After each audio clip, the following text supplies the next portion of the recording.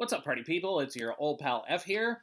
Welcome to another edition of F Bombs. This is my little corner of the interwebs where I like to just have a seat very casually with you and discuss animation, cartoons, storytelling, media, just whatever happens to be on my mind at the time. And what happens to be on my mind at the time today is a topic that has been a controversy in animation and cartoon circles for as long as I have been a part of the industry, if not actually longer. So for well over 25 years, I feel like this has been a clash that's been going on within, not just the professional spheres of cartoondom, but also among fans. And so I wanted to give my hot take on the whole thing and, hopefully at the very least give you something to think about.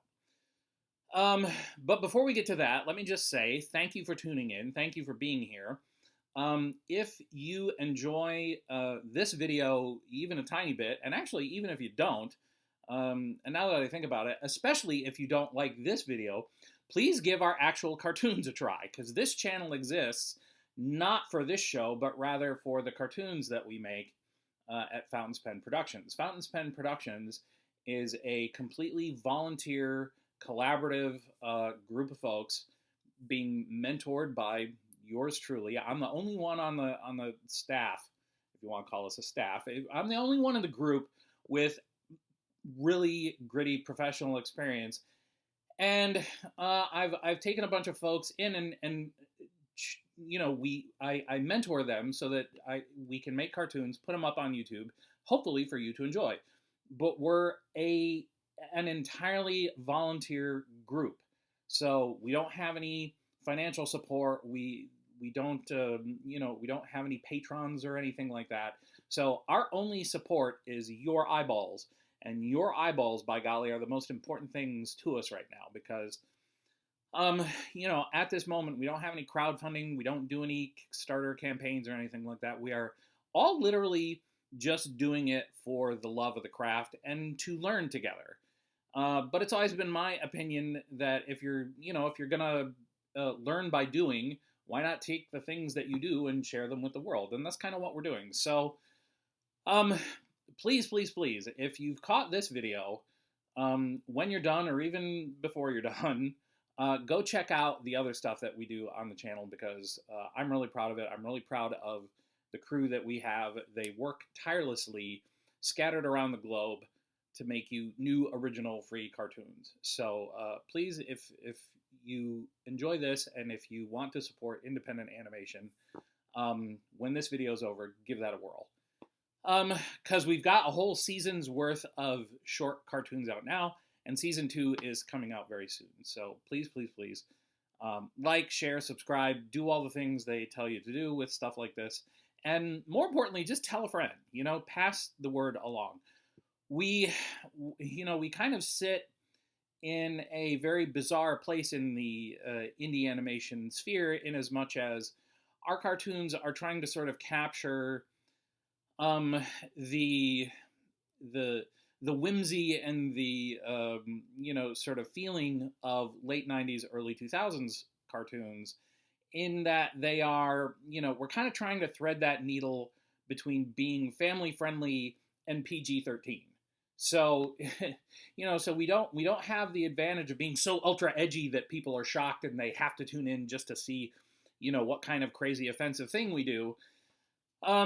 We're just us, we're just us. We're quirky and weird, and we're a ragtag group of folks just trying to entertain you out there. So, like I said, please give us a like, share, and subscribe, and tell your friends about us. Pass it along, and we would greatly appreciate it. Because, like I said, it's your support, as in your viewership, is kind of what we're living for right now. So. Anything you can do is very much appreciated. Okay, so let's talk about artist versus writers. When I first entered the animation industry for real, it was around 1996, 1997, and at the time, um, the the two camps had grown in the world of cartoondom. Now, here's the thing. Um, in the late 90s and early 2000s, there was a very sustained animation boom that, had sort of started with The Simpsons and Nickelodeon and Cartoon Network all kind of coming out around the same time and building momentum and building up steam. And so there was an animation boom that lasted longer than any animation boom I think I've seen last since then. The industry very consistently has peaks and valleys and peaks and valleys. But it was right around that time that this boom it was clear that it was going to be around for a while. Every single television network had started their own animation division. Every movie studio had started their own animation division. Like, animation, cartoons, all of it was big. And I have said many times, it's kind of the only reason I think I was even able to land a job in the industry, because at the time when I moved to California, I didn't have that much animation experience, but they were just looking for warm bodies that could hold a pencil. And that's how I managed to break into the industry. That's a whole other video on that. You should, if you're interested, you should give that a whirl. But out of this boom, in the very epicenter of it, there arose a controversy about whether cartoons should have writers or not, because you had your kind of wacky, zany, gag-driven shows like Ren and Stimpy, and then you had your more sort of adult-driven sitcom cartoons like The Simpsons, and of those two things, both of those things spawned lots of other shows of similar types, and it seemed like cartoons were either trying to be very, very wacky and very, very gag driven, or they were trying to be exactly like The Simpsons. But then you'd also have a whole bunch of shows that were in between. Some of the ones that just come to mind, literally just off the top of my head. In addition to shows like Ren and Stimpy, you had shows like Rocko's Modern Life, which, frankly, out of all those, that's one of my personal favorites. But you also had shows like Rugrats, which was very successful, very popular. And then on the Cartoon Network side, you had shows like the Powerpuff Girls and Dexter's Lab, which were, Rugrats relied very, very heavily on their writers, whereas Powerpuff Girls, Dexter's Lab, and the Cartoon Network shows were much more sort of story-driven as opposed to script-driven. That is to say, the stories were led a lot of times by either the storyboard artists or the artists on the show, as opposed to script writers. And then of course you had, there were a whole bunch. I can't even remember half of them. The one that sticks out the most as being one of the ones that I feel like was way ahead of its time was Duckman, which, was an adult animated series, but it was one of the few that wasn't really trying to like be The Simpsons. They weren't trying to out-Simpson The Simpsons, and it was a really clever show. But again, it very obviously was not your sort of return to slapstick style cartoon. So it also relied on scriptwriters. And look, the first show that I really got my big break on, The Wild Thornberrys, that relied very heavily on writers as well. And so out of this, there spawned a very partisan set of extremely dogmatic, extremely vocal camps. One side saying cartoons should never have writers, and the other side saying, no, cartoons absolutely must have writers. And my position has always been from the very beginning that it's just kind of a matter of the right tool for the right job. Like I've never understood, because here's the thing, the people in either of those camps, at least, back then, it seemed as though there was no middle ground to be had. The people who were only in favor of the super rubber hose, wacky, zany cartoons just would not have it that cartoons like, The Simpsons and script driven shows should even exist, and that those were inferior, and why are they even around, and why are, writers writing cartoons? And then again, you had people on the other side who were like, well, not everybody likes, slapstick. Not everybody wants, giant mallets hitting cartoon animals over the head. They want them to be. And there was a camp that was like, no, we're going to make cartoons about everyday life, and so we sort of need that kind of basis in reality, and et cetera, et cetera, et cetera. So, and I feel like with the rise of indie animation, that argument is coming up yet again. And here's the thing: I've just never understood why it's an argument at all, because that's another thing I began to notice almost instantly when I started in the industry was it seemed to be you had to either be in one camp or the other. There's no way that you could love The Simpsons and love Rocko's Modern Life at the same time. It just wasn't allowed. You just weren't allowed to, and that's the thing.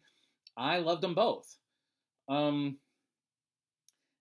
Like, for me, the fact that they were both animated was almost coincidental. It was just a technique being used to tell the stories, but they were such different types of stories. And part of the problem was there were also shows that were clearly trying to be wacky and zany, but still had writers. You had shows like Animaniacs and Tiny Toons and Freakazoid. By the way, all three of which I liked as well. And what's funny is like all these shows were out at around the same time, and I would tell people, oh yeah, Ren and Stimpy is really good, but I also like Animaniacs, and people would be like, oh, how can you like Animaniacs? That's so it's so writer driven, and it's nothing, blah blah blah. Like, I would be shamed for liking those two shows at the same time, which just struck me as really, really odd. And the thing of it is, as I continue, and I never chose a side. I would just kind of listen to these arguments and go, huh, okay. And I would listen, and I would certainly see the arguments on both sides. On the one hand, if you are doing an intensely gag-driven show, it makes sense that you should not be tied down by a script. That makes absolute perfect sense to me. But if you're doing a show that's more episodic and that's more of a, narrative and that has a continuing story and whatnot, well, then you almost have to have a script, because otherwise it's very, very easy for a show to go off on tangents that have nothing to do with, the overextending arc of what it is you're trying to do with your show. So again, for me, I would just see these arguments taking place in real time. And by the way, I don't understand this at all.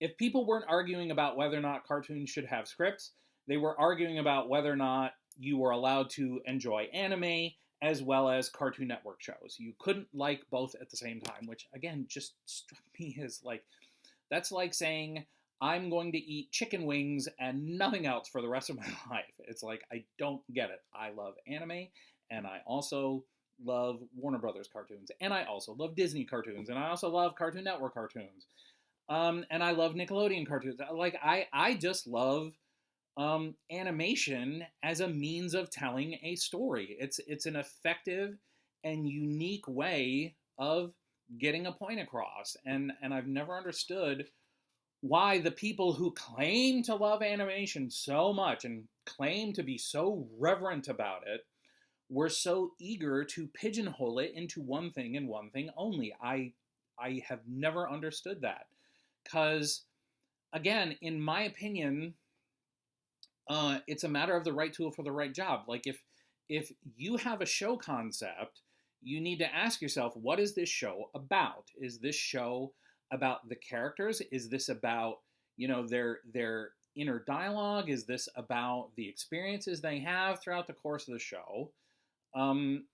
their growth as a character and blah, blah, blah? Or is this show about the action? Is this show about what happens?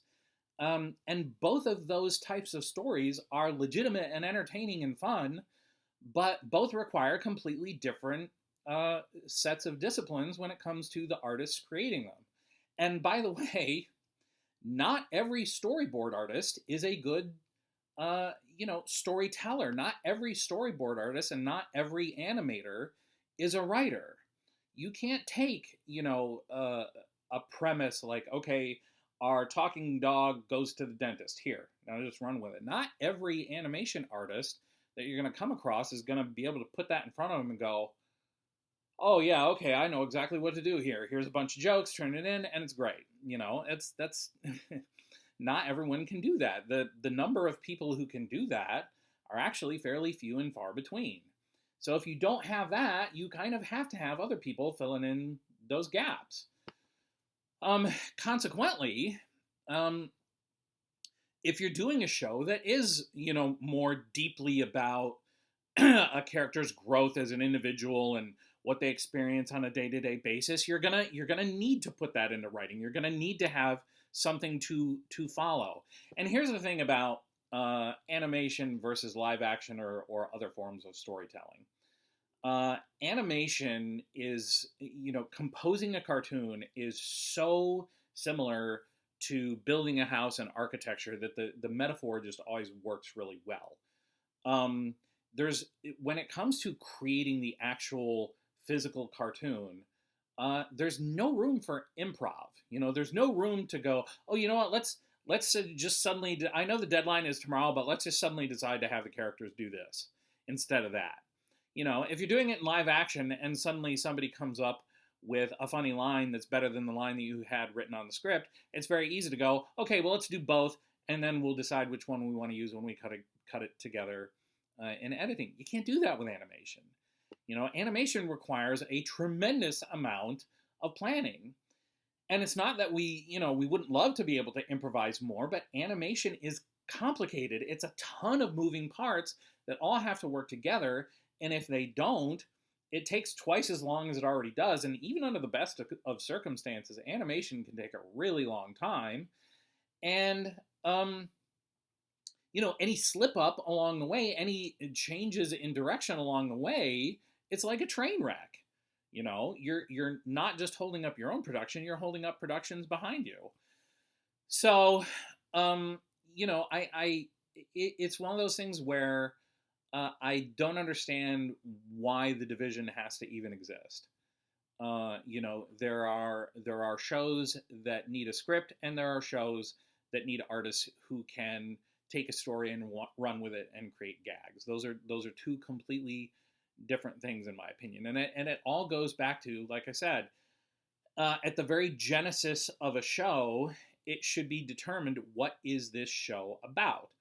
And in some cases, like in the case of Ren and Stimpy, yes, Ren and Stimpy has two main characters, but those characters could go off and do anything they wanted at any given moment. 1 minute they're space rangers, the next minute, they're mounted horsemen in Canada. The next minute they're, selling rubber nipples as they go door to door. Yes, it has your two main characters, but those characters are really just there to service the gags and to service what happens to them. Even a show like Rocko's Modern Life, which is a similar show, it's a very gag-driven show, but it lets you know at the very beginning, no, this is about a little wallaby who moves to the big city for him, and about his daily life. And yes, things get wacky and things get crazy, but if you turned on an episode of Rocko's Modern Life and suddenly Rocko is in outer space because he's a space marine, you would be very, very thrown. Same goes for Rugrats, same goes for The Simpsons, same goes for any show that's not gag-driven. One of the shows that I had the most fun working on was My Life as a Teenage Robot. And one of the things that I liked about working on that show was, in my opinion, this was sort of the hybrid car of production models, in so much as we had a couple of writers on the show who would write us outlines, and it was their job to sort of create the beginning, middle, and end. It was usually literally only 1 to 2 pages long, and then it was up to the board artist to take that story and run with it. And the board artists, like myself on the show, we were also considered writers. And to me, that was the perfect fit. But again, that was for that show because, again, while the show needed to be anchored in the actual plot, what made the show special and what made the show unique in its own right was a lot of the transforming robot gags and action sequences and stuff like that. So you needed to leave that kind of room for that. So I guess my real point here is that I feel like the animation community amongst both professionals and fans do themselves a massive disservice by sort of looking for reasons to quibble about what cartoons should and shouldn't be. One of the things I love about cartoons and I love about animation is that it does not fit into this very neat and tidy definition. There are a million different styles and a million different ways to tell stories using this wonderful, amazing medium, and it tells them in ways that other mediums can't. I think one of the things that I've seen emerge over the course of my career, and I love this, is that people have come to realize that seeing a story told through an animation lens has a certain flavor to it that is incredibly, incredibly appealing and incredibly easy for people to connect with. And therefore, and it's why animation is chosen for so many different types of stories, which is why it pains me so much to see so many great animated movies and shows get done in live action. It's like, no, this was created to be told with animation, and it works best with animation. I don't know why you would mess with that. Anyway, that's really the main point I wanted to get to with regard to that. I would encourage anybody watching, if you like gag-driven shows, that's great. More power to you. If you like script-driven shows, that's great. More power to you. If you like both kinds, that's great. More power to you. There's plenty of room in this sphere for all kinds of different stories and storytellers and types of stories to tell. You, at no point is some jackbooted thug going to come to your door and demand that you proclaim loyalty to one side or the other. It really is a matter of what kind of story are we trying to tell here and what services that best. So, anyway, I hope this has been in some way insightful and given you a new way to think about how you watch cartoons, and if you are an aspiring animator yourself, how to make cartoons. Because this is what I would really love to see, is for the next generation as it's moving forward, particularly in the independent sphere, I would encourage anyone and everyone not to bog themselves down picking a side. These are the things that give animation its strength, is its ability to sort of morph and mold into different things and different ways of storytelling. And I think to limit that is just a calamitous loss on the part of the world of media. Anyway, thank you for watching. I hope you found this informative and helpful. And if so, please, like I said, like, share, subscribe. Check out the cartoons we do on our channel. And thank you for watching. Zigga zigga, party people.